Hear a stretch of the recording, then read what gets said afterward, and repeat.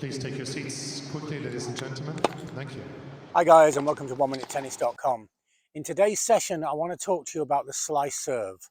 I want to go into great detail about the wrist movement and the release of the wrist to create the spin on the serve. And then I want to show you a terrific way of seeing the swing path that creates a vicious, spinning, and aggressive slice serve. So first, just to cover the basics, to make the slice serve, we need to release the ball on the right side of the body. That's the only way we're going to get a spin that spins away from the opponent. But everybody watching this video will already know that. But the next thing is the wrist action of the slice serve, and it's very specific. What we have to have is we have to have ulnar deviation, where the wrist moves out to the right in this way, and flexion, where it turns inwards.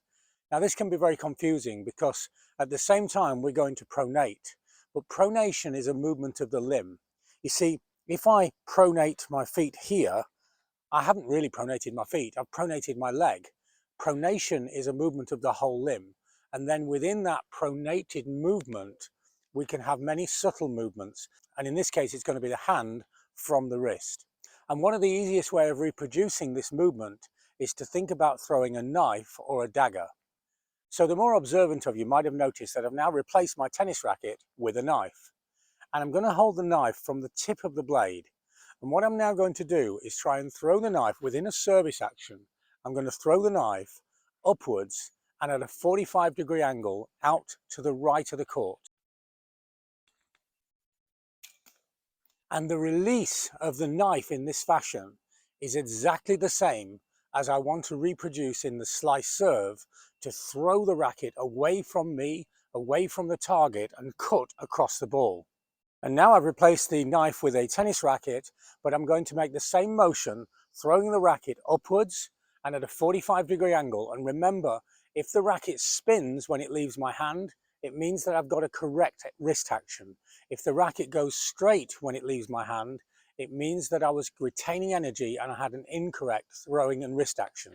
So I go into the service stroke,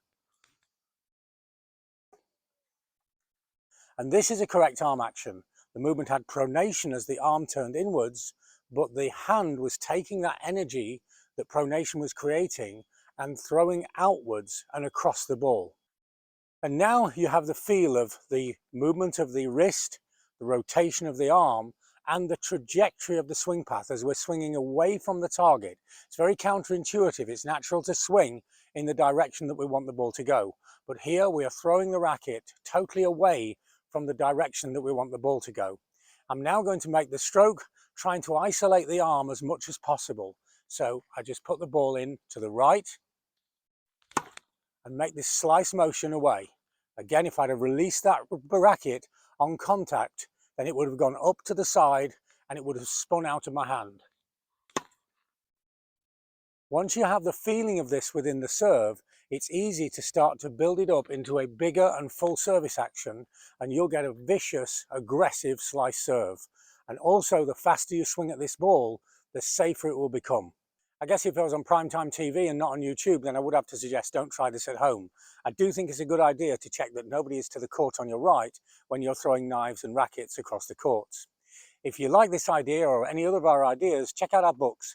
We have books on every aspect of the game, and the books are broken down into the science and biomechanics of the stroke, and then really simple, clearly illustrated solutions such as this. Or join players that I'm helping all over the world with one-to-one online coaching. We have a unique service, it's very inexpensive, and it really works. For more information, check out the website or email me. So add the correct wrist action into your pronated movement and then get the correct release and the correct racket swing path, and you'll have an awesome slice serve. Thanks for watching, and see you next time for more unique tennis lessons that really work.